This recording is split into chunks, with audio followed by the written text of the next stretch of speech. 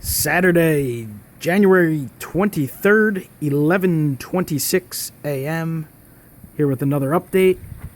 As you can see, the blizzard is still blasting away southeastern Pennsylvania, Bucks County. The totals are continuing to rise in terms of accumulation. The snow drifts are out of control. It's definitely a winter wonderland around here. Andrew, we got a total on the snow in an approximate? This drift is 15 inches. 15-inch drift. What?